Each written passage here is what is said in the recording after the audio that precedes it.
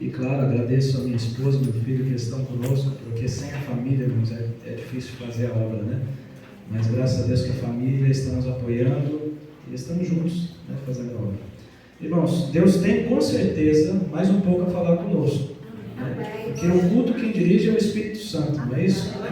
E em cada oportunidade, em cada louvor, como que eu já pude assim ser tocado pela presença, pude ser edificado com cada letra de cada louvor, e eu tenho certeza que você também já pode ouvir muito a voz de Deus. Então nós vamos para a conclusão do que Deus começou a falar. Eu convido você a abrir a Bíblia em Efésios, no capítulo 5. Aleluia, glória a Deus.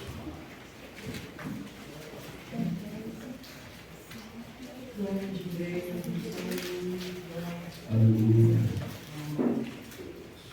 Efésios, capítulo 5.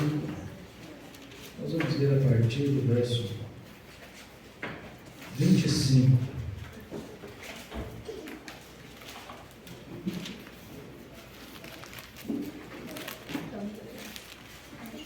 Nós vamos ministrar um estudo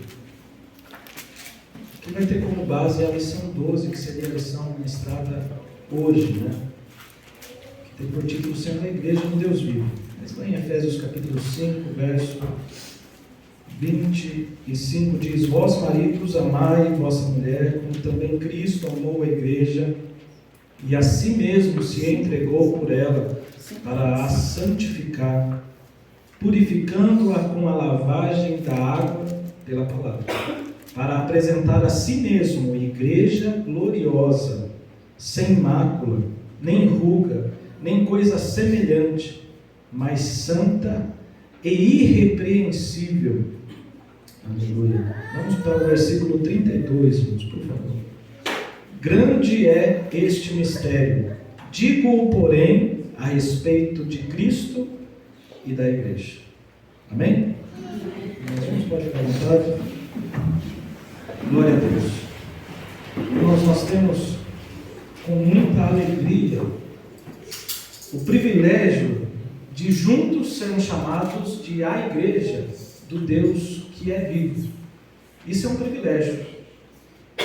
Eu digo juntos porque iremos falar que sozinho não é igreja.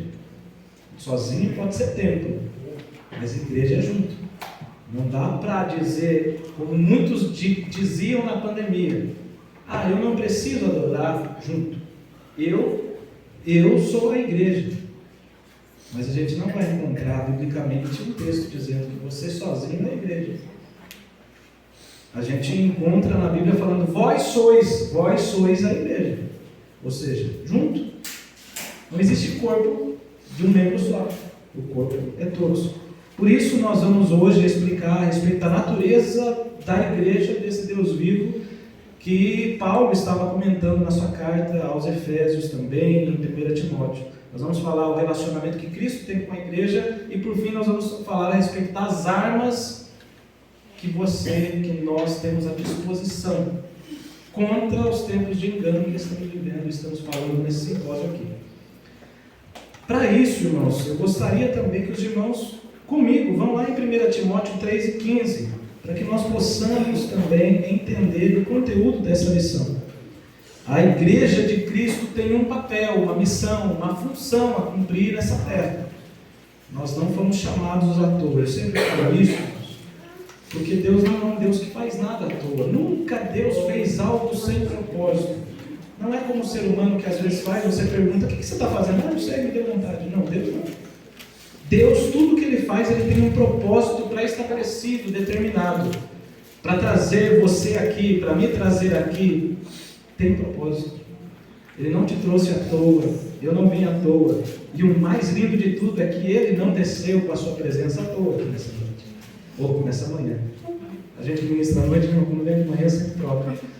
Mas glória a Deus. 1 Timóteo 3, verso 15 diz: mas se tardar, Paulo estava escrevendo a Timóteo, ele falando: eu quero ver você ainda, Timóteo, mas se eu demorar, para que saibais como convém andar na casa de Deus, que é a igreja do Deus vivo, é a coluna e a firmeza da verdade. Nós precisamos entender como andar. E esse andar não é só andar com as pernas, é como se portar sendo a igreja de Deus vivo.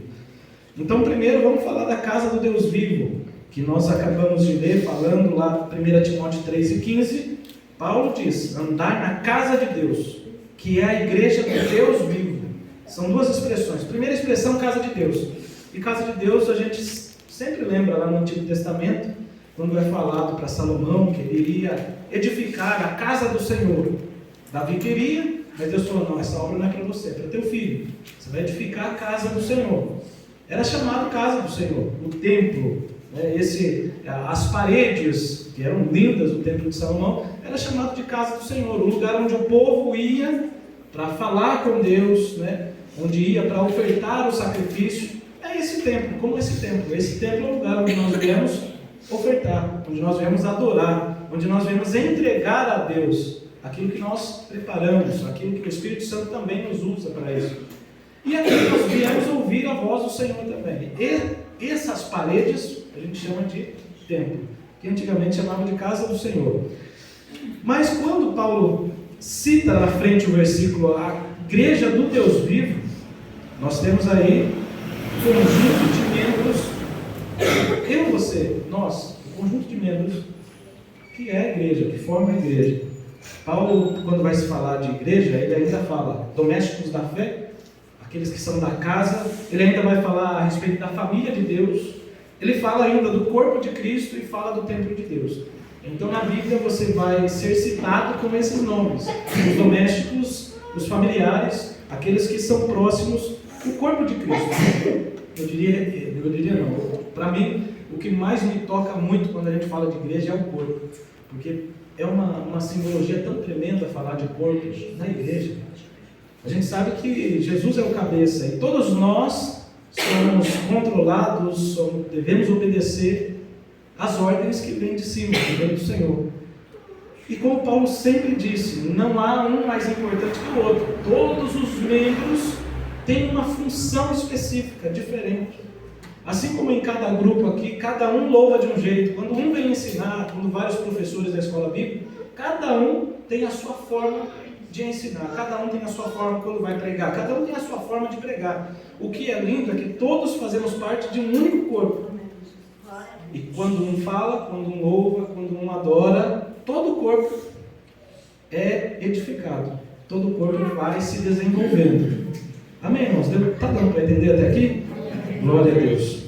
Então, como corpo de Cristo, nós aqui como corpo de Cristo, irmãos, nós precisamos ter algumas funções. A gente tem algumas funções. O membro que não funciona direito atrapalha todo o restante. E eu te convido a funcionar bem direitinho para Jesus, para que nós possamos juntos conseguir ganhar almas, conseguir fazer com que cada dia vidas sejam levadas ao céu. Deus vivo, a igreja é do Deus vivo, então não é uma igreja do Deus morto. É óbvio, está óbvio no texto. Paulo quis colocar essa expressão que Deus é vivo. Um Deus vivo é um Deus que trabalha, conforme a palavra mesmo diz, é um Deus que trabalha para aqueles que nele esperam. Nós não temos um Deus colocado numa parede, como tem umas igrejas por aí. Nós não temos um Deus que não se move entre nós. Nós temos um Deus que com a presença do Espírito Santo toca. Enquanto a palavra é dita, enquanto o ensino é ministrado, por mais que seja um ensino duro de ouvir, mas o Espírito Santo vai atuando em cada coração. O que é gostoso, irmão, saber é que o Espírito Santo, ele não para, ele continua em operação, desde que ele veio no dia de Pentecostes. Eu amo saber também que o Espírito Santo é imutável, porque do mesmo jeito que ele operou lá, ele continua e pode operar aqui hoje. Amém. Do mesmo jeito que ele curou lá na igreja de Paulo, do mesmo jeito que ele curou lá junto com Timóteo, ele continua operando. Aleluia. E eu creio que enquanto a palavra vai sendo ministrada aqui, problemas são solucionados aí. Problemas são, sabe, cadeias são desfeitas pelo poder da palavra. Glória a Deus. Em 1 Coríntios 8:4, Paulo vai dizer para os irmãos lá da igreja de Corinto, que ele diz assim, que quanto ao comer das coisas sacrificadas aos ídolos, sabemos que o ídolo nada é. Ou seja, tudo aquilo que a gente coloca no lugar de Deus vivo, O restante é tudo morto. Nada é um ídolo, aquilo que é colocado. Claro, Paulo estava se referindo aos deuses da cidade de Corinto, aos deuses que se tem por aí hoje. A gente, claro, no Brasil, sabendo o tamanho e a influência da Igreja Católica Romana, a gente fala e percebe que eles têm diversos deuses, que se eles escutarem a gente, eles falam, não, um Deus só. Mas a gente sabe que a idolatria é tudo aquilo que a gente coloca como Deus. E a gente sabe que todo ídolo nada é. Perto de Deus, ninguém é nada. Então, que nós também, sendo a igreja do Deus vivo, não tenhamos ídolos. E isso, quando eu falo, é nem cantores, nem pregadores, nem nada que seja colocado acima de Deus.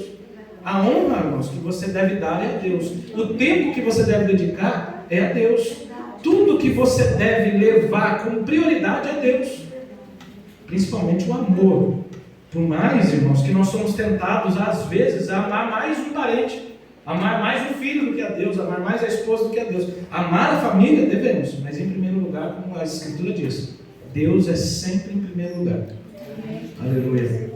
2 Coríntios 6,16. Vou dar um tempo para você abrir, porque eu estou falando muito rápido, né? Eu não vou procurar falar, poxa, quando eu achei, eu não já leio. 2 Coríntios 6,16. Glória a Deus. É gostoso ouvir o barulho das Bíblias, você está vendo? 2 Coríntios capítulo 6, no verso 16. Glória a Deus. Diz lá, irmãos, 2 Coríntios 6,16, que consenso tem o templo de Deus com os ídolos, porque vós sois o templo de Deus vivente. Mais uma vez ele fala, como Deus disse, neles habitarei e entre eles andarei, eu serei o seu Deus e eles serão o meu povo. Irmãos, eu não sei você, mas meu coração queima, sabendo que eu estou andando e Deus está andando conosco. É gostoso saber isso. É que a gente não vê, irmãos, a nossa carne é muito fraca nesse sentido. A gente não consegue enxergar, porque imagine você, e eu estou falando para você imaginar, mas isso é fato. Imagine você, de repente naquela porta entra um homem de branco, e você olha para ele, os cabelos são brancos, os olhos são como chama de fogo, e ele vai entrando. Eu tenho certeza, pastor, que se nós com os olhos carnais olhássemos, não tinha crente que não chorasse. Não tinha irmão que não começasse a pular e bater palma. Não tinha. Por quê? Porque a gente está vendo. Mas como nós temos a dificuldade de enxergar, a gente não consegue perceber que Deus está dentro de nós. Todo culto que você vem aqui, por mais que eu não esteja, porque às vezes, quem sabe, um irmão faltou, mas ele não falta aos cultos. Olha que maravilhoso. É no trabalho de oração, é no trabalho de ensino, nos ensaios. Às vezes a gente se comporta no ensaio como se fosse uma repetição de alguma coisa. Mas todo ensaio é um culto a Deus. Temos que nos comportar em todas as ocasiões como culto, porque na verdade, irmãos, a nossa vida é um culto a Deus. Você adora a Deus também lá no seu trabalho, você adora a Deus também lá na sua casa.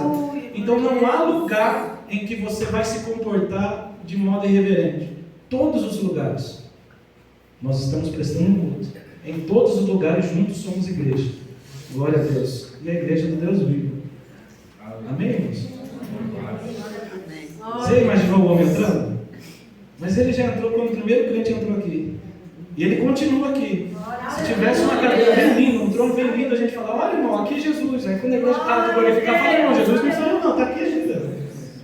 Mas aqui a gente se esquece. Mas Jesus continua aqui. E ele não vai sair daqui não. Até da bênção apostólica, ele continua aqui. Quando a gente chega na casa, ele vai com você para casa.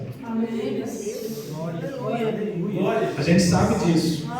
Mas a gente precisa ser lembrado. Lembra que Enoque andou com Deus? Eu diria que Enoque andou com Deus sabendo que Deus estava andando com ele. Porque a gente também anda com Deus, Ele está conosco. Mas a gente se esquece que Ele anda conosco, que Ele está conosco para nos ajudar. Amém. Vamos caminhar para frente aqui, porque 1 Tessalonicenses capítulo 1 e o verso 9, dou tempo também, vamos ver. 1 Tessalonicenses. Glória a Deus. Capítulo 1, verso 9.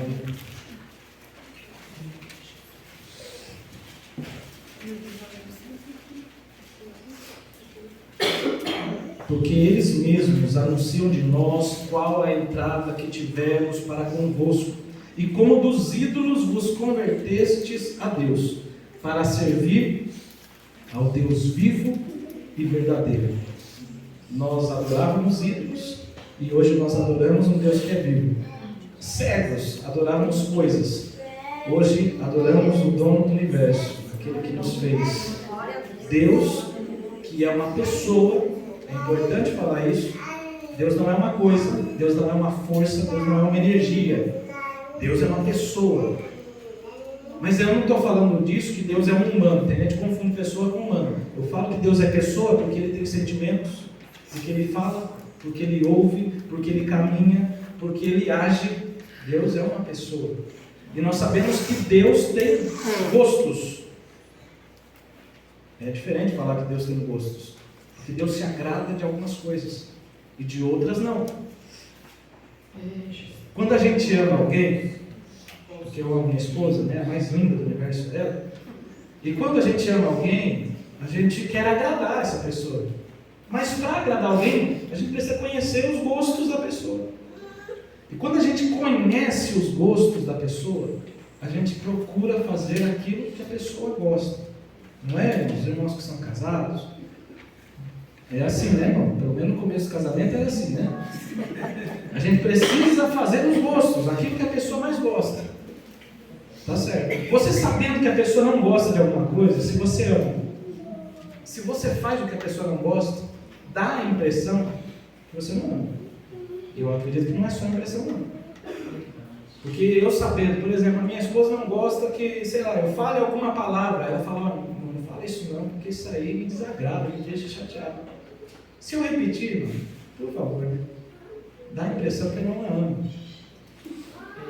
E nós, na escola bíblica, nós sempre viemos aprender a vontade de Deus. Desde o início. E sempre, em toda aula, nós descobrimos um pouquinho a mais de Deus. Nós vamos conhecendo a Jesus mais de perto. E sabendo, olha, Jesus não gosta que fale desse jeito. Jesus não gosta que se porte, que vista desse jeito. Jesus não gosta que andemos naquele lugar.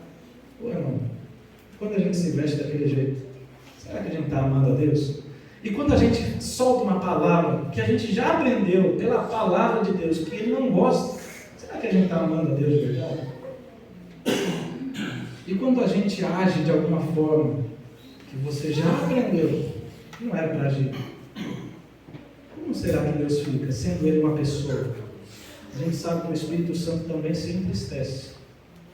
A gente sabe também que o Espírito Santo também sente ciúme. Por que é que nós queremos entristecer aquele que deu a vida por nós? Por que é que a gente quer entristecer aquele que não nos abandona? Às vezes pai, né, abandona, às vezes mãe abandona, às vezes filho não quer nem saber da gente. Mas o Espírito Santo é aquele que resolveu ficar com a gente. Que escolheu estar conosco. Glória a Deus. Por que é que a gente vai deixar, né, Diaconina Paulo? Por que é que a gente vai abandonar, entristecer, irmão? Não dá para deixar. Por isso, valorize Ele, o Espírito Santo. Faça o que agrada a Ele. Deus é uma pessoa, o Espírito Santo é uma pessoa. Jesus é uma pessoa. Eu não vim explicar a Trindade, porque Trindade não se explica, se crê. Mas o Pai é uma pessoa, o Filho é uma pessoa, o Espírito é uma pessoa e Ele está conosco. Ele é diferente de tudo, da criação. Deus não é igual a nós. Embora nós somos criados à sua semelhança, mas semelhança não quer dizer que é igual. Deus é diferente da criação. Deus é soberano, como foi louvado aqui. Deus está acima. Ele tem todo o controle, Ele tem todo o poder, Ele tem toda a glória, toda a honra, Ele tem. E é dele, e é Ele que manda, e pronto, acabou. Você não quer obedecer, você não obedece, mas Ele manda. Aleluia.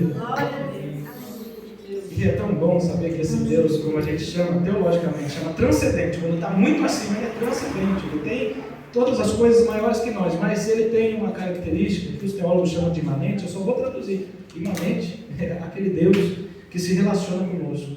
Ele é grande, Ele não precisa de nós, mas Ele resolveu. Ele resolveu vir aqui e nos abraçar. Ele resolveu vir aqui, sabe, e ter uma intimidade, de conversar com a gente. É tão bom quando a gente está sofrendo, quando a gente está com uma dificuldade, que as portas se fecham, e você tem a certeza que você tem um ombro para chorar. Não é gostoso, irmão? Sabe quando você fala com alguém, a pessoa fala, tá bom, e daí? Poxa, eu queria desabafar. E a pessoa está tão cheia de serviço que não tem oportunidade para te escutar, mas Jesus, ele senta com a gente e fala, pode falar, meu filho, estou aqui. E não é uma pessoa que só vai desabafar porque você só quer falar, não. Você vai falar porque ele pode te ajudar. Quando a gente fala ajudar, parece pouco, né? Mas Jesus, ele não só ajuda, ele peleja por nós, não é isso?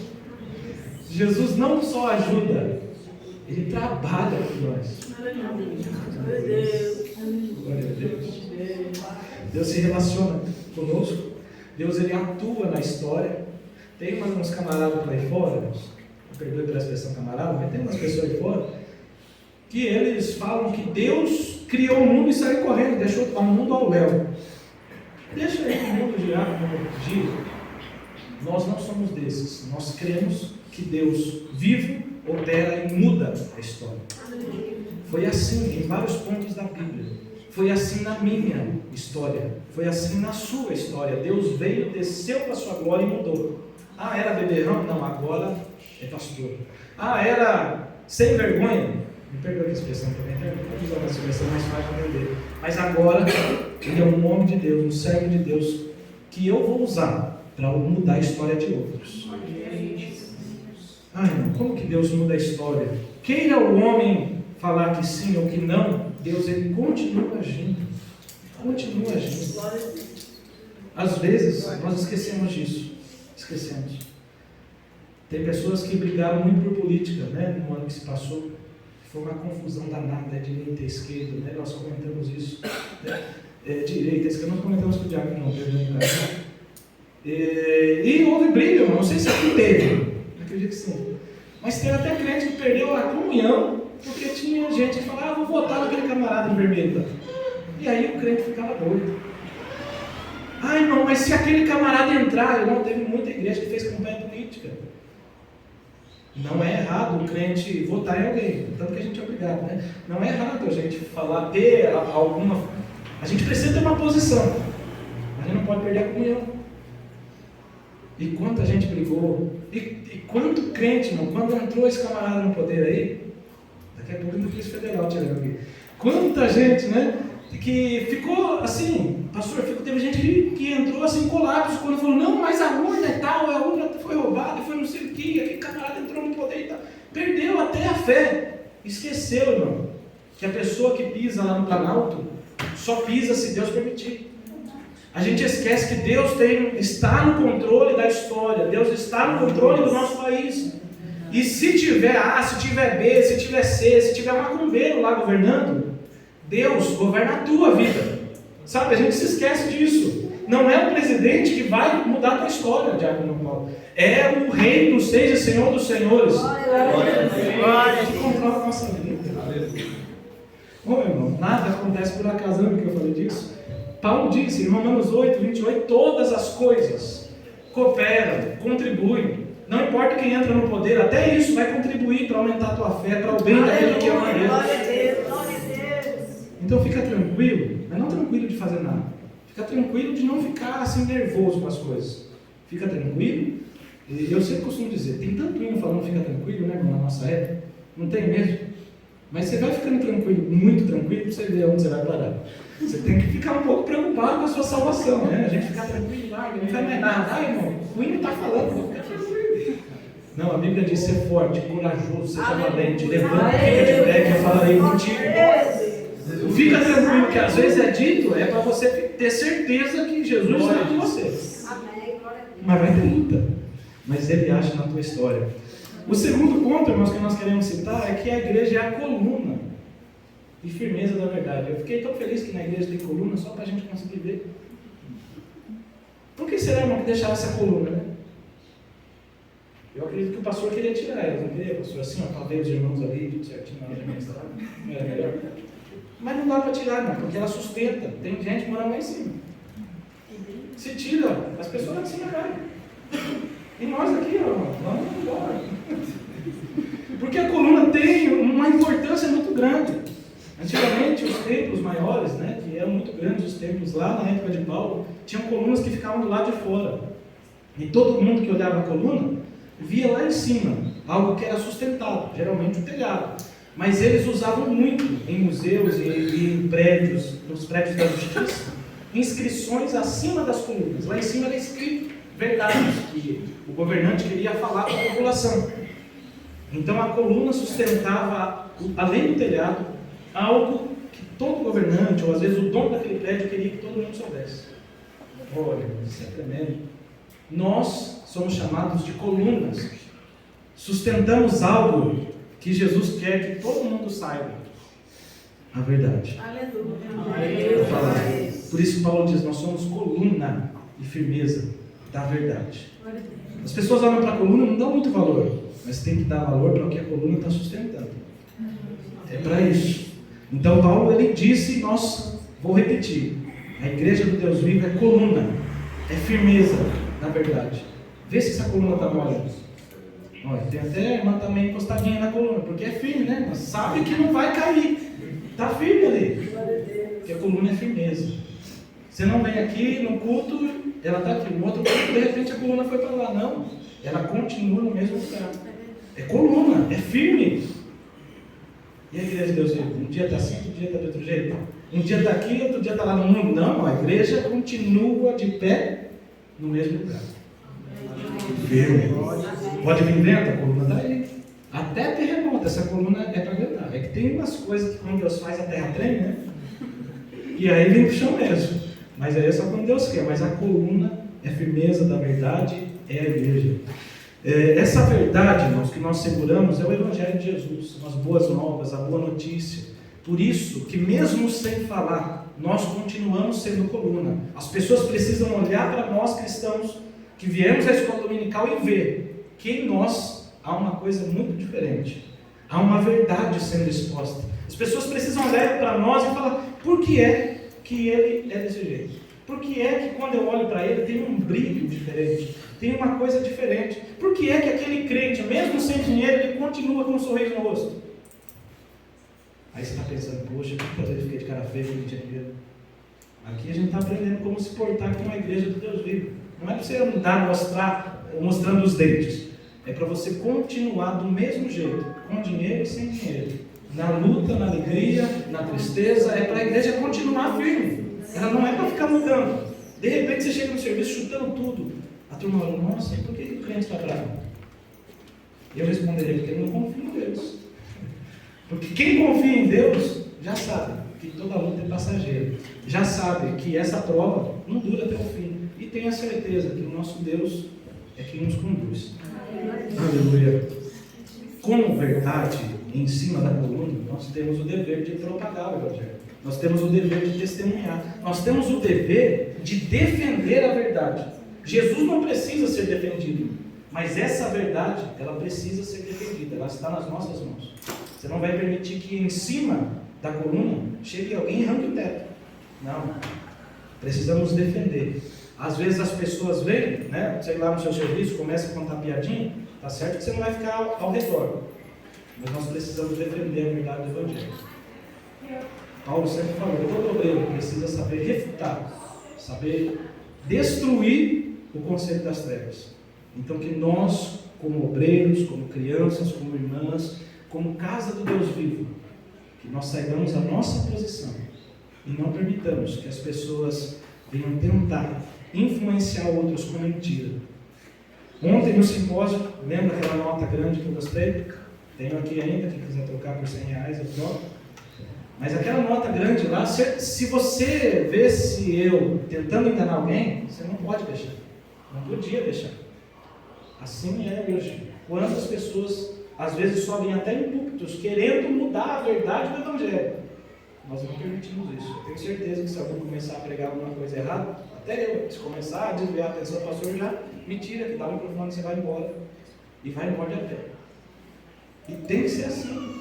Nós precisamos zelar pela verdade. Não é zelar pela verdade. Não, nós não podemos aceitar que a igreja de Cristo seja enganada. De maneira alguma. E nós que viemos na escola bíblica, irmãos, mais ainda. Porque quanto mais conhecimento temos, mais responsabilidade temos. Não vai faltar por causa disso. Quanto mais viemos, mais somos responsáveis. Os líderes da igreja devem ser irrepreensíveis. Eita, agora eu mexi com a liderança. Agora, quem sabe, eu saio do grupo. Os líderes da igreja devem ser irrepreensíveis. Irrepreensíveis como? Qualquer pessoa que olhar para nós não pode achar em nós motivos para nos corrigir. Se quiser inventar, pode inventar o que acontece. Mas nada pode a pessoa apontar e falar: não, seu nome está sujo na praça. Você não paga a conta de luz. Você fala palavrão quando você está sozinho. Você vê vídeos pornográficos quando está no escondido. Eu vi. Nós devemos ser irrepreensíveis para ensinar uma igreja que é santa, que é pura, que é imaculada, que vai subir para a glória. Aleluia. Irrepreensível. Nós devemos ser capazes, eu já disse, de repudiar os nossos mestres. Aí Paulo ele vai dizer no final do texto que nós lemos no começo, que grande é o mistério da piedade. Vamos traduzir essas duas palavras. Mistério é algo que estava escondido, mas que hoje já foi revelado. Mistério é algo escondido, algo que a gente tem dúvida, que a gente quer descobrir. Mas quando Paulo fala grande é esse mistério, porque já revelou. Mistério. E piedade, quando a gente fala de piedade, a gente sabe que é aquilo que é a respeito, que diz a respeito de fé, de religiosidade. A piedade, uma pessoa piedosa, além de ser uma pessoa boa, em outro sentido, é uma pessoa que está sempre em devoção, em piedade, com fé, crendo. Então Paulo diz, grande é esse mistério da fé, ou seja, Jesus. Jesus é aquele que era o mistério que foi revelado. Jesus é o autor da nossa fé, e não só o autor, como ele também é o consumador. O princípio e o fim da nossa fé é Jesus. Então Paulo ele vai dizendo na sua carta, olha, ele diz, os maridos devem amar a sua esposa, não as suas, tá? É uma só. Os maridos devem amar a sua esposa, assim como Cristo ama a igreja. E assim mesmo ele se entregou a vida. Quantos maridos estão dispostos a entregar a vida pela esposa aqui? Você vê, eu vi um amém aqui desse lado. Senhor. Mas foi um amém tão assim, poxa, a vida. Oi, irmãos. Cristo amou a igreja e se entregou por ela. Eu diria que é o esposo, o noivo, que ama demais a esposa, a noiva. Aleluia. Esse é um mistério que foi revelado. Grande é esse mistério. Grande.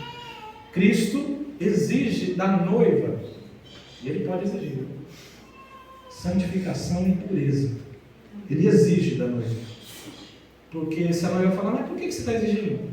Porque eu não só dei para você dinheiro, não dei essas coisas. Eu dei minha vida por você. Ele pode exigir. Alguém que dá a vida pode exigir alguma coisa, não pode? Você fala, mas você não fez nada por mim. Como não? Eu morri na cruz por você. Eu quero que a igreja, como eu disse, seja santa. E sabe, irmão, que é lindo? Porque ele quer que a igreja seja santa e ele mesmo santifica. É ele mesmo quem dá o Espírito Santo que nos faz a cada dia ser mais santos. Então Deus nunca é injusto. Jesus nunca é injusto quando pede, seja santa a igreja. Aí você fala, mas eu não consigo. Como não consegue? Eu te dei o Espírito Santo que te faz santo a cada dia. Amém. Aleluia. Tem vários textos, mas nós vamos correr para não ser cansativo. O pastor falou, irmão, que até meio-dia está tranquilo assim. Amém. Glória a Deus.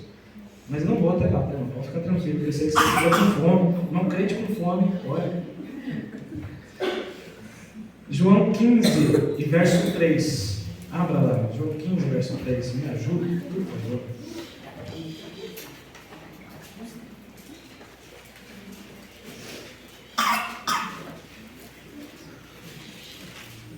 O irmão, a irmã, que tiver com muita força, você coloca de pé ele bem alto para estremecer esse tempo. Mas tem que ser pentecostal até o tutano. Vós já estáis limpos pela palavra que vos tenho falado. Aleluia. É rapidinho esse versículo. Glória a Deus. Vós já estáis limpos pela palavra. Então, enquanto, olha que tremendo, enquanto a palavra é ministrada, seja pelo louvor, seja lida, seja pregada pelo pastor, pelo obreiro que foi nomeado, enquanto a palavra é ministrada, nós vamos sendo limpos. Isso é tremendo, irmãos, isso é tremendo. Deus vai operando enquanto uma palavra é ministrada. Você pode falar, eu só estou ouvindo aqui. Você que pensa que só está ouvindo. Está acontecendo um mistério aqui enquanto a palavra é ministrada. Toda vez que a palavra é dita, você está sendo limpo, você está se tornando mais santo. A igreja com noiva está se preparando para encontrar com o noivo. Quem é casado, aos que não são casados, me perdoe, mas a figura que nós estamos usando é de noivo e noiva. Então quem é casado vai se identificar bem, quem já casou na igreja, as noivas que se vestiram de branco, né? Que se arrumaram. Tenta lembrar como foi isso. Não faz tanto tempo assim, né? Tem gente que casou mais recente. Mas tenta, se você não lembra direito, lembra das fotos que foi tirada. Como que era a noiva? Como que estava o noivo?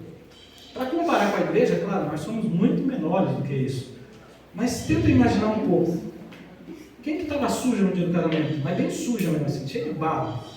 Não tem, né? Por favor. E se tem também, olha, merecia um chão de orelha. A noiva tinha que estar de branco, mais limpa. A noiva tem que tomar banho antes de ir para o casamento. Parece básico, né? Parece algo assim. Mas, irmão, é isso que Jesus queria dizer. A noiva tem que estar limpa. E não só limpa, ele tem que estar cheirosa. Né? Imagina, uma noiva entra e todo mundo fala, vixe, não dá para ficar aqui não. Não, a noiva tem que estar cheirosa, tem que estar radiante também, ela tem que estar limpa, tem que estar pura. A noiva não pode estar desleixada. Então, olha só, igreja que é igreja, aprende a palavra. Por quê? Porque é a palavra que limpa. Quer tomar banho de verdade para ficar prontinha para o noivo? Vem com a escola dominical. Não é?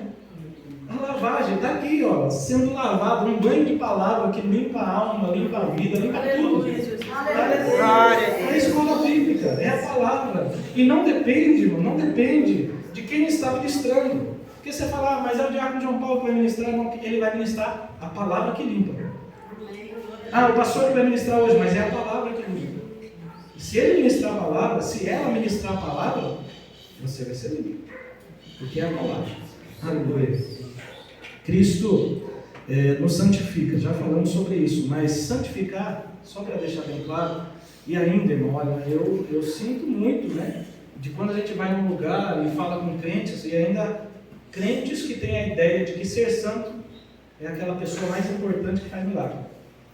Ainda existe gente assim no meio da igreja, com certeza, menos escola bíblica, né? Mas santo, e até as crianças sabem, as crianças sabem tudo, não é isso? Elas cantaram isso. Ser santo não é fazer milagre. Embora todo santo tenha que ter poder para fazer. Mas ser santo é aquele que saiu do mundo. Saiu, ser separado. A palavra santificar a gente aprende, né? Que é separar-se. Separar, sair do mundo. E quando eu falo em sair do mundo, não é entrar na igreja. É deixar os costumes do mundo para trás, é deixar a linguagem do mundo para trás, é deixar tudo que esse mundo faz e ser diferente desse mundo. Crente ainda continua sendo diferente do mundo, irmão, não mudou. Quando Jesus chama, o crente precisa ter transformação de vida, tem que ser santo, sai de lá e vem para cá. E aí, não é só isso. Só é santo aquele que saiu do mundo e está disponível para fazer a obra. Esse é santo. Porque separar no Antigo Testamento já significava. Vamos pegar essa taça, nós vamos santificar. O que era isso? É tirar a taça do uso comum, não vai ser usada mais na cozinha, não vai ser usada em lugar nenhum lá fora. Vai ser usada no serviço de Deus. E a partir do momento que fosse usada para o serviço de Deus, nunca mais era para voltar para ser usada no restaurante. É para a casa de Deus, então acabou. Entendeu? Você quer taça na mão de Deus? Você foi retirado do mundo, lá fora. A partir do momento que você serve a Deus, nunca mais é para você voltar para lá. Você foi santificado, separado, dedicado ao serviço exclusivo do Mestre. E é isso que é a igreja. É isso. É assim como a igreja. Não tem nem como falar, né? A noiva que se casou com o noivo não pode ficar aí namorando com outros, né? Por favor. É noiva de um noivo só. É a igreja. Não tem que ficar flertando com o pecado, com as coisinhas bonitinhas que a gente acha bonitinho lá do mundão, o que é mais lindo para nós. E a gente só tem olhos para o noivo. Eu só olho para o noivo. Qualquer olhar desejoso para o mundo Jesus já disse, adultério. Se alguém olhar, não é isso? Ele estava dizendo a respeito de adultério, se qualquer homem olhar para uma outra mulher que não seja sua esposa e desejar, já cometeu adultério, não precisa nem chegar perto dela. A igreja também, viu? Se nós pensarmos em pecar e o pecado tiver um desejinho aqui no coração, é bom você pedir perdão, viu? É bom você conversar com o pastor. Falar, pastor, não sei se eu vou conseguir tomar ceia. Eu tive uns pensamentos. Peça perdão, de verdade. A nossa carne, ela tende para o pecado, mas nós não precisamos, não podemos deixar isso alcançar o nosso coração. Você ficar pensando em como satisfazer a necessidade da carne. Está claro, né, irmãos? A igreja é noiva. A igreja tem que ser gloriosa, tem que ser irrepreensível. A igreja diz a palavra que não pode ser maculada. Ter mácula. A mácula é mancha, a roupa manchada. Não pode ter, a veste tem que ser branca. E quando eu falo branca, não estou falando de racismo, estou falando de uma veste limpa. Você olha do princípio ao fim da veste, ela tem uma cor só. Não é uma coxa de retalhos. Ela é inteira de um tecido e ela não tem mancha. Ela não tem ruga. Ruga, quando a gente fala, né? As mulheres já acham que é aquelas coisinhas que ficam no rosto, né? Tudo assim, né? Com a idade vai chegando, mas o que Paulo está citando aqui, a ruga, é uma roupa toda amassada, uma roupa toda dobrada, sabe? Isso chama ruga no tecido. Às vezes a gente até pensa, mas para que ficar passando roupa, né? Não pensa assim? Mas, irmão, uma roupa de uma noiva, imagina uma noiva, no dia do casamento, toda amassada, parece que pôs a roupa dentro da garrafa e tirou. Não, dá a impressão que ela não quis se preparar para o casamento. Está descabelada, não tomou banho, de repente entra. E aí, você vai casar? Fazer o quê? O camarada quis me pedir casamento? Não. A noiva, quando chega no casamento, não é minha esposa? Estava toda ansiosa. A minha esposa chegou antes que eu na igreja, né? Estava esperando, né? Ela já estava lá, não teve atraso, ele já estava combinado. Eu não vou atrasar, não é para atrasar. Por que não é para atrasar, irmão? Porque a noiva quer casar, né? Quando a noiva atrasa, não dá impressão para ir, parece que ela não quer casar. Fica o noivo esperando aqui, será que ela quer casar mesmo? Ele vai me deixar um tempo. É costume, é costume do mundo, sabia? A noiva ficar esperando. Eu não sei se atrasou a noiva. Tudo bem, a gente está até uns contos que a noiva tem que preparar muito mais que noiva. Tem cabelo, né? Tem tudo certinho para fazer. O homem põe interno, já fica pronto, né? A noiva tem tudo aquilo, mas nada justifica o preparo da noiva. A noiva não pode atrasar, principalmente a igreja. Se a igreja atrasar no dia do arrebatamento, nunca mais ela casa. Ela fica. E não tem mais chance. A hora do casamento é aquela. Jesus vai vir, noiva está pronta, sobe. Não está, fica. É assim, e ponto. E não tem mais explicação. Por meio do Espírito Santo, a noiva vai se preparando. Eu não sei se as noivas aqui tiveram ajuda, mas geralmente toda noiva não consegue pôr o vestido sozinho. Tem alguém para fechar o zíper, para amarrar as coisinhas, tem que dar um detalhe, não sei, às vezes é a mãe que ajuda, às vezes é a sogra, às vezes é uma tia, uma prima. Sempre tem alguém para ajudar a noiva. E por isso, Deus não nos deixou sozinho. Você não consegue às vezes fechar o seu vestido sozinho, deixar o seu vestido branco sozinho, mas o Espírito Santo falou, pode deixar comigo que eu vou te deixar linda, velho. Vou te deixar perfeita. Mas eu não consigo, meu vestido está manchado. Pode deixar, você deixa? Deixa. Então vai, eu pego o Espírito Santo. Pode deixar que eu limpo. Aleluia. Glória a Deus. Aleluia. Somente a igreja santa, separada, a que não tem mancha, é que vai ter acesso à ceia das bodas do Cordeiro. As bodas, tem gente que não sabe nem o que é boda ainda, mas boda é a festa do casamento. Somente a igreja santa, somente a igreja linda vai entrar na festa, radiante de alegria, pulando e falando, eu consegui. Oh, que alegria, não chega lá. Jesus vai estar de branco também, não é? E ele de branco lá. Eu quando olhei para minha esposa no dia do casamento, eu chorei. Eu não sei se Jesus vai chorar, né? Mas eu imagino o sorriso, né, de Jesus. Que ele deu a vida por nós, né? Imagina a alegria que ele tem, olha. Era isso que eu queria. Era assim, era desse jeito que eu queria. Ah, que abraço gostoso que nós vamos receber do nosso noivo. Ah, irmão, que delícia que vai ser aquele dia. Diz que o próprio Senhor servirá. É muita honra demais, irmão. No dia do meu casamento eu não consegui nem comer. A minha esposa, né? Nós sentamos do lado lá, não consegui nem servir ela. Mas Jesus vai servir a esposa. Jesus vai pegar do bom e do melhor e vai falar, pode comer, fica à vontade, entra aqui, que era tudo que eu mais queria ter você aqui. Jesus não disse para que onde eu estiver, estejais vós também. A vontade dele é que nós estejamos lá, irmãos. Cristo advertiu não ser possível entrar nas bodas sem a devida veste. Vamos lá para Mateus 22, o 11. Vamos lá, irmãos, por favor, Mateus 22. É uma parábola que Jesus contou, mas que é uma parábola que diz respeito. Olha, para eu ser pega. Deus.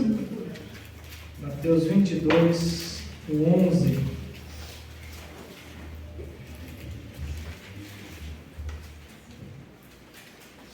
E o rei, entrando para ver os convidados, viu ali um homem que não estava trajado com vestes nupcial. Lê o 12 também, o 13 também. E disse-lhe: amigo, como entrastes aqui, não tendo vestes nupcial? E ele emudeceu. Disse: então o rei aos servos: amarrai-o de pés e mãos, levai-o e lançai-o nas trevas exteriores. Ali haverá pranto e ranger de dentes. Amém. Glória a Deus. Essa é a parábola das bodas. E Jesus, explicando, falou que alguém preparou uma festa de casamento, convidou muita gente, muitos recusaram, aí os que puderam ir foram. Mas tinha um lá, que foi chamado depois das festas, e ele não estava com a roupa certa, não. Porque para ir no casamento a gente vai bem bonito, né, moço? Ou não? Você não vai de short, camiseta ou você vai até sem a camiseta. Não dá, irmão, pelo amor de Deus. Entrou no casamento, conseguiu entrar lá. É uma parada, né? Então ele entra e Jesus quer mostrar para nós a importância de estar preparado. Disse-lhe ele, o rei aos seus servos, quando viu, né? Amigo, como entrastes aqui não tendo veste nupcial? Como é que você conseguiu entrar nesse lugar sem estar preparado com as vestes? Diz que o rapaz não tinha nem o que falar. Não tem mesmo. Não tem o que falar. Não tem o que falar, não tem argumento nenhum. Aquele crente que quer ser crente, mas não quer se portar como crente, não tem motivo nenhum para falar nada. Simplesmente aceita porque ele é soberano. Tem que se vestir do jeito dele. E quando eu falo de veste, eu não estou falando só de usos e costumes, eu estou falando, irmão, que toda a nossa vida espiritual no completo, seja por fora, seja por dentro. É uma coisa só o crente tem que ser. Aí, irmão, você viu que o irmão deu ali. O rei disse lá, olha, amarrar esse homem de pés e mãos, leva e lançar nas trevas exteriores. Fala, mas Senhor, só porque ele não estava vestido corretamente? Só porque ele não estava vestido corretamente. Nós não somos extremistas não, né? É porque o nosso rei exige santidade, pureza, exige uma vida santa. Isso não é extremismo. Isso não é ser aquele crentão, não é isso não. Isso é o que Deus exige. Se Deus exige desse jeito, é desse jeito que entra. Do contrário, não entra, né, pastor? Na parábola entrou, mas teve que sair. Mas no céu, não entra. Não tem jeito. Ou é a igreja do Deus vivo, ou simplesmente é do mundo. Não tem meio termo. Não tem como ficar para lá e para cá. Quem é crente, é crente. Quem não é, não é. Pronto. Ah, irmão, mas eu sou mais ou menos. O mais ou menos está do outro lado. Aleluia. É a mensagem de hoje, né, irmãos? À medida que a igreja é purificada pela palavra de Deus, as manchas vão desaparecendo. Aleluia. Glória a Deus. E por último, para a gente encerrar, as armas da igreja do Deus vivo. Deus nos concedeu armas para que nós possamos batalhar contra o pecado, para batalhar contra esses que estão enganando nesse tempo. A verdade bíblica, ela é imutável, ela não muda. Já falamos isso ontem, mas toda a escola bíblica a gente fala, ninguém pode mudar uma Bíblia. Isso não existe. Já ouvimos aí no mundo um pastor influente falando a Bíblia tem que atualizar. A Bíblia não é sistema operacional, não é Windows, né? Não é celular para ficar e tem que atualizar o aplicativo. A Bíblia não é aplicativo, irmão. A Bíblia é a palavra de Deus. Deus diz, está dito e pronto, acabou. Não tem que mudar. Glória a Deus. Nós, irmãos, precisamos tomar cuidado até com traduções da Bíblia. Eu digo isso, os irmãos da escola bíblica, a gente sempre indica, procura uma tradução que você possa entender. Mas tem tradução que não é tradução, tem tradução que é atualização. Estão tentando mudar a palavra, não é isso, pastor? Tem umas traduções aí, eu digo até, e sem medo de errar. Se os irmãos usam, tomem muito cuidado. A nova tradução na linguagem de hoje, ela mudou muita coisa, mudou coisas. Não só trouxe, tá certo? Tem muitas palavras fáceis de entender. Mas se você for pesquisar, tem até versículos que eles tiraram. Na nova tradução da linguagem de hoje. Então, irmãos, nada melhor. Tem a sua Bíblia aí, pode ser a revista corrigida, ela continua sendo a palavra de Deus. É uma tradução fiel. Pode ter tido erros da gráfica, pode ter tido erros, mas como já diz, a revista já foi corrigida. E não precisa atualizar. Já está certo, está na tua mão. Se quiser ler outras para conhecimento, também. Mas nada que um dicionário do português, se você não entender a palavra, não resolve. Toma cuidado, toma cuidado. Irmão, mas tem uma tradução que diz assim. Eu lembro muito bem uma vez na escola bíblica lá, e a gente sempre exige que as professoras de crianças tomem muito mais cuidado, muito mais. Porque falar uma coisa que não deve, ela não vai esquecer. E aí a professora ia ensinar de Jonas. Olha, né? Você já deve ter ouvido isso. A professora foi ensinar de Jonas e ia falar que uma baleia engoliu ele. Quantos louvores você já não ouviu falar que a baleia engoliu ele? Quantas vezes você já não ouviu alguém ensinando, que é baleia? Mas a Bíblia não fala de baleia. A Bíblia fala de peixe. E a gente sabe que baleia não é peixe. Nossa, eu não sabia. Pois é, baleia não é peixe, porque ela mama, né? Ela é mamífero. E o peixe não é mamífero. Aí você fala, mas qual que é a diferença, irmão? Olha, deixa eu te falar. Se a palavra de Deus diz que é peixe, por que eu vou falar que é baleia? A palavra de Deus não pode mudar. Aí a irmã falou, mas tem umas traduções, né, minha esposa, né? A irmã falou. Eu ia falar que acabou a bateria. Não tem bateria isso aqui. Irmãos, mas a professora lá da escola, mas tem umas traduções que diz baleia. E aí a gente foi para os originais. Né? Vai por causa da professora, que queria teimar que não tinha nada a ver. Indo para o original, eu fui poder ver que aquela palavra, em todas as vezes que ela é traduzida, e eles usam como peixe. Baleia é outra palavra que está na gráfica, é outra palavra que é usada. E a nossa mãe, por favor, não é difícil falar que é peixe. Né? Se Deus tem o poder de colocar um nome dentro de um peixe, por que você não pode falar que é peixe? Né? Poxa, fala que é o grande peixe. E era grande, irmãos. A gente sabe que baleia é muito grande, né? É muito grande a baleia orca, a baleia azul, elas são enormes. Mas, irmão, Deus quer mostrar que o milagre é grande. Era mais fácil colocar na baleia, mas Deus falou, quando eu mando, até um peixe engole nós. Não precisa. O milagre já é grande. Mas Deus quer falar que é maior, então para de diminuir. Então as irmãs tomam muito cuidado quando for falar essas pequenas questões das crianças. Porque a gente pode também estar atualizando a Bíblia na boa intenção de facilitar. Mas o céu ninguém entra com boa intenção. No céu se entra quando a gente se compromete com a verdade.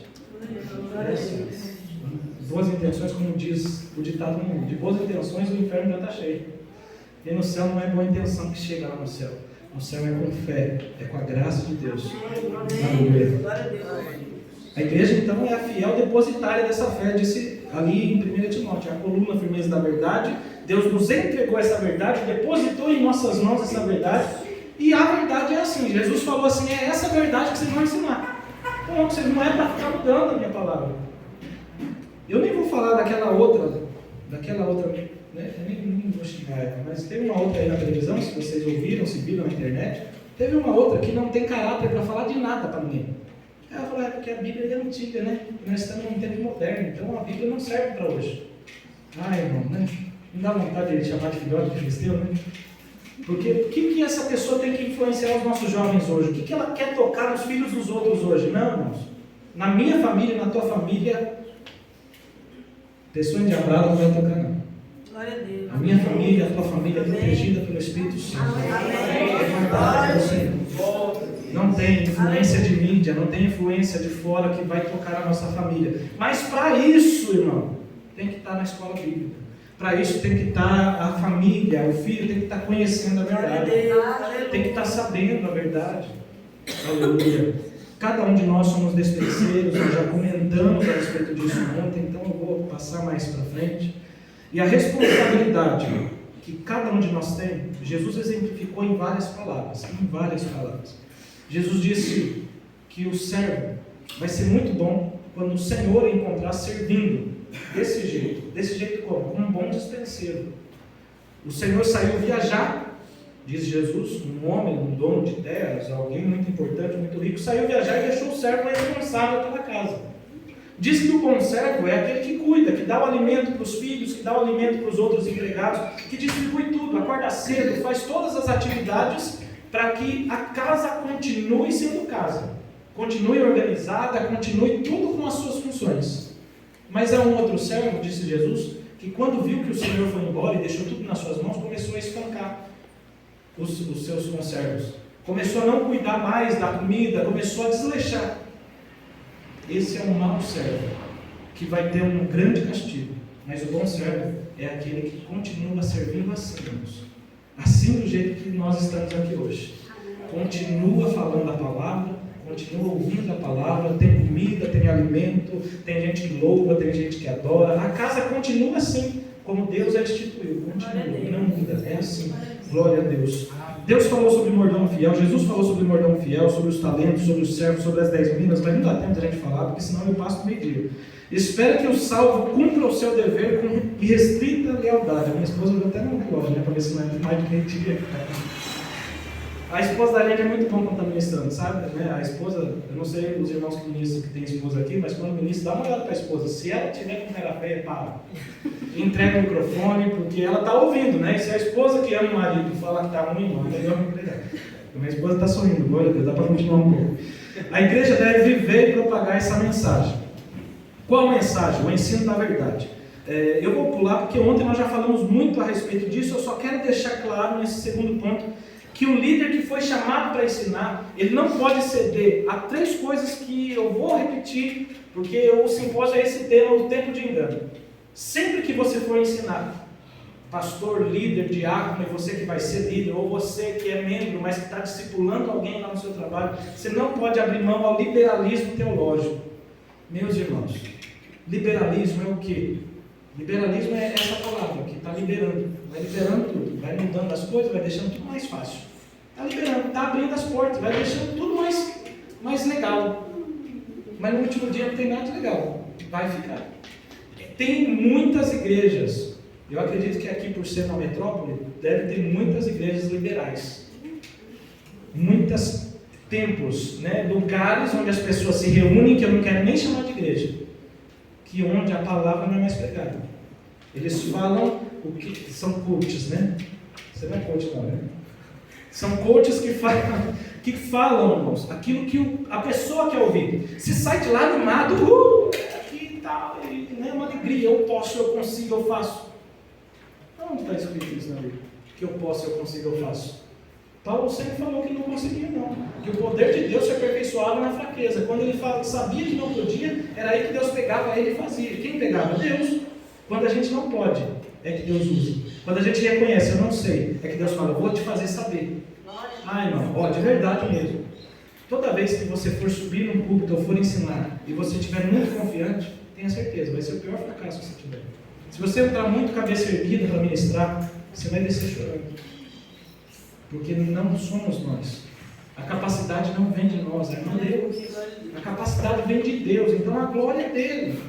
Ô, irmão, já passamos por isso. Às vezes a gente está muito, preparei, está tudo muito bom, vai dar certo. Não vai dar, não vai dar. O gostoso é quando a gente chega no culto, está falando tremendo como agora a minha está, e a gente está tremendo assim, está falando, Jesus, eu não consigo. Eu continuo, deixa comigo, a palavra é minha, continua. Tem que ser a minha palavra, tem que ser a palavra dele. Você não pode ficar pegando historinha, né? Não dá, tem a palavra de Jesus. Isso é o liberalismo teológico. Eu vou falar porque é algo que a gente tem que zerar para a palavra. A revista passada, o senhor lembra da revista passada? Os irmãos lembram? A anterior a essa. O irmão tinha muita coisa de liberalismo. Não sei se os irmãos aqui já discordaram daquele autor, eu discordei muito, não só eu, mas toda a igreja que é fiel discordou daquele comentarista. Ele já foi muito bom, aquele comentarista. Não vou citar por falta de ética, mas ele mudou muita coisa. E em vários vídeos do nosso canal que nós fizemos, eu tive que alertar. Eu falei, professores, não falem isso. Não fale o que está na revista, porque o que está na revista não condiz com o que está na palavra. Eu lembro de um comentarista que ainda falou que Salomão se perdeu. e no final da vida eles se perderam. Mas nós vemos pela palavra, ele escreveu Eclesiastes, eu não vou crer numa palavra de um desviado. E ele escreve Eclesiastes, tá bom, os irmãos entenderam, né? Não vou falar da igreja. Os irmãos entenderam que nós não podemos ceder ao liberalismo. Se não está na Bíblia, não está na sua boca. Se não está na Bíblia, você não fala, não precisa falar o que Deus não quis que nós falássemos. É a verdade. Nós não podemos também ceder a um negócio que é feio de falar e é feio de ceder, o ecumenismo. Como assim? Juntar todo mundo. Sabe esses movimentos que juntam por aí? Irmão, isso não está certo. Não está certo. O pastor estava comentando de algumas coisas que aconteceram no ministério, e até dentro de um próprio ministério pode acontecer isso. Pessoas que não estão comungando da mesma fé que nós, não estão vivendo a vida correta e querem se juntar com a gente. Não está certo. Isso chama ecumenismo, né? Todas as religiões juntas, isso chama ecumenismo. Por que é que nós saímos do mundo? Porque nós não somos de lá. E por que você quer juntar conosco? Sai daqui. Você quer vir para cá? Tem que ser do jeito que é aqui. Glória a Deus. Não é? Então tem uns movimentos muito grandes. Muito. Lá em São Paulo junta mais de 2 milhões de pessoas. É um movimento conhecido. Mas não tem outro nome isso aí. Para mim isso é comunismo. Está juntando aquele que crê e aquele que não crê. Está juntando aquele que é liberal com o que não é liberal. O que tem a ver a casa de Deus com a casa dos ídolos? O que tem a ver? Não tem. Já lemos aqui hoje. Julgo desigual isso chama. Ecumenismo para mim é julgo desigual. Nós não conseguimos caminhar junto. Então, a igreja já tem simpósio, a igreja já tem congresso. Não tem por que a gente ficar indo em ajuntamento que mexe com a cidade, mas não transforma a vida. Transforma a vida quem está aqui. Eu pude ver com meus olhos pessoas que são crentes aqui nessa igreja. Eu vi, porque eu vi atitudes de pessoas crentes aqui dentro dessa igreja. Na casa onde eu estou hospedado tem gente crente, eu pude ver isso. Por quê? Porque é a transformação de vida pela palavra. E tanto lugar que não tem transformação por aí. Então não vamos comungar junto. E o sincretismo religioso, o que é sincretismo? É misturar coisas. O povo de Israel, em vários momentos, foi assim. De manhã estava no templo de Baal, adorando Baal. De noite estava no templo do Senhor, oferecendo sacrifício. E aí eu falo, em particular, não dá para um crente ficar ouvindo música do mundo. Não dá, irmão. Isso não existe. Ah, irmão, mas o cantor tal lá falou que pode, ele falou que faz. Você quer ir para o mesmo lugar que ele vai? Ah, irmão, não sei para onde ele vai. Você quer que eu fale? Irmãos, o nosso ouvido faz parte do nosso corpo. E eu sempre fiquei imaginando, Diácono Antônio. Os adolescentes geralmente perguntam isso, mas eu acho que não. Mas sempre, mas por que não pode? Quem mora dentro de você? O Espírito Santo. Tá. Quando você estiver ouvindo um funkão lá do mundo, o que o Espírito Santo vai estar ouvindo? Ele não vai estar ouvindo, porque daí ele já saiu. A gente afasta o Espírito Santo, a presença dele, com coisas que a gente ouve, que a gente vê e que a gente fala. Então não dá, crente é crente. Lá na casa, lá no serviço, onde quer que for. Você não pode escolher ouvir, mas estou passando na frente do mar, passou a música. Passou a música, passou, você não ficou, você não entrou, você não sentou. Não foi você que escolheu. Não é? Tem coisa que a gente vê, que a gente não quer ver, mas você não pode ficar olhando. O crente não pode escolher ouvir uma música do mundo. O crente não pode escolher ver algo mundano. Vou assistir um filme do mundo, estou assistindo um vídeo do mundo, não sei. Não, irmãos, tudo que a gente põe na nossa vista contamina o nosso espírito. Contamina. A Bíblia diz, Jesus dizendo, se os teus olhos forem bons, todo o teu corpo terá luz. Mas se os teus olhos forem trevas, quão terríveis serão essas trevas?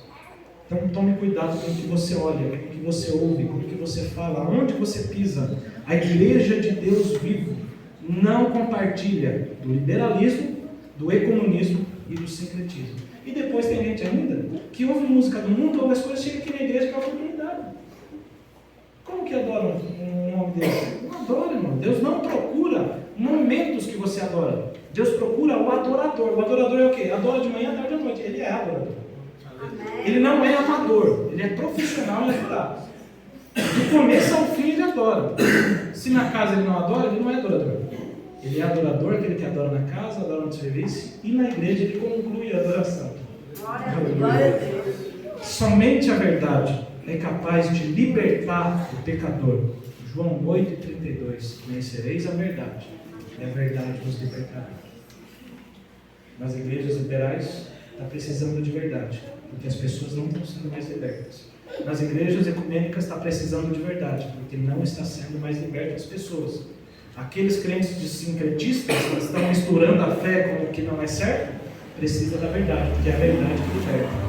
E eu glorifico a Deus porque aqui nessa igreja tem a verdade. Por isso é que essa igreja é liberta do pecado. Glória a Deus. Para encerrar então, irmãos, para concluir a nossa lição de hoje, eu vou citar aqui pelo menos 3 verdades. A primeira é que a igreja de Deus precisa vigiar, ser vigilante. 1 Coríntios 16:13 diz: vigiai. 1 Coríntios 16:13: vigiai, estáis firmes na fé, portai-vos varonilmente, ou seja, corajosamente, e fortalecei-vos. Vigiai. Quando Jesus dizia, ele sempre colocava o vigiar antes do orar. Vigiai e orar. Não adianta orar se você não vigia. Não adianta ficar orando se você não sabe se portar. Se porte bem primeiro e ore. Jesus mandou os discípulos, quando Jesus estava na noite em que ele foi traído, chamou os discípulos para o cantinho. Vamos mais adiante, Pedro, Tiago e João, vem comigo. E vocês, vamos orar um pouco. Eu vou ali mais à frente orar, vocês ficam aqui vigiando. Fica aqui vigiando. Jesus foi orar, quando ele voltou, quem estava vigiando? Os 3 dormindo. Jesus acorda eles aí. Vigia, gente, a hora é chegada. Vamos, vigia. Eu vou ali orar e eu volto. Vocês vigiam comigo. A hora é difícil. Jesus foi, voltou, dormindo. Sabe por que eles estavam dormindo? Porque eles não entenderam o tempo que estavam vivendo. Eles não entenderam, por mais que Jesus falou várias vezes, que a hora difícil tinha chegado. Se eles soubessem que Judas tinha traído Jesus, e Jesus já tinha falado na mesma noite, mas eles não entenderam, não estava difícil de entender para eles. Eles não entenderam que naquela noite Judas tinha traído, os soldados iam buscar Jesus, Jesus estava aflito em seu espírito, em seu corpo, mas eles dormiram. Tem um lugar que diz até que eles dormiram de medo. Eu achei estranho isso, porque quando a gente está com medo, a gente fica acordado, mas eles dormiram, acredito, de tanta canseira. E aí eles dormiram. Jesus volta e fala: não, já chegou o tempo, porque agora é a hora. Esse simpósio veio num momento tão oportuno, porque essa é a hora de vigiar, os tempos de engano. Jesus não quer entrar numa igreja dormindo. Por mais que Pedro, Tiago e João tinham uma intimidade com Jesus, mas eles também falharam em dormir no momento que Jesus mandou vigiar. Que nós, mesmo tendo intimidade com Jesus, sabendo tudo que Jesus quer a nosso respeito, que nós não venhamos dormir justamente no momento desse. Esse momento exige vigilância, vigilância. Qualquer ato pequeno nos tirará das bodas do Cordeiro. A igreja é guardiã da única verdade que liberta. A mensagem da cruz não pode ser ressignificada. Cristo morreu e ressuscitou por amor à igreja e requer santa, pura e irrepreensível. Efésios 5:27 nós já lemos. Jesus prepara a noiva para ele, para ser gloriosa, sem mácula, nem ruga, nem coisa semelhante, mas santa e irrepreensível. O papel da igreja envolve o ensino e envolve a defesa da integridade da palavra. Traduzindo, sua missão, minha missão, envolve fazer discípulos, ensinar outros e não permitir que mudem essa verdade. Não permitir que alterem, que enganem seu filho, sua filha, sua família. Não permita que engane seu vizinho, não permita que engane ninguém. Se possível, alerte, esteja vigiando e faça com que os outros vigiem também. Amém, meus irmãos? Para encerrar, eu posso pedir para os irmãos ficarem em pé? Vamos ficar em pé, irmãos. 1 Timóteo 4,16.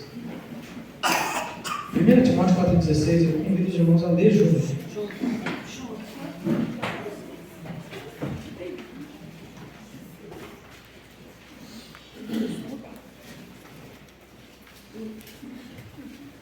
Timóteo 4, verso 16.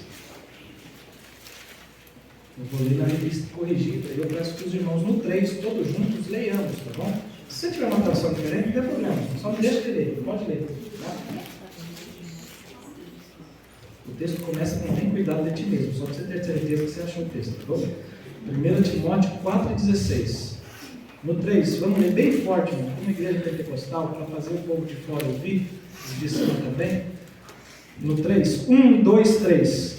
Tem cuidado de ti mesmo e da doutrina, persevera nessas coisas, porque fazendo isso te salvarás, tanto a ti mesmo como aos que te ouvem. Agradeço pela oportunidade em nome de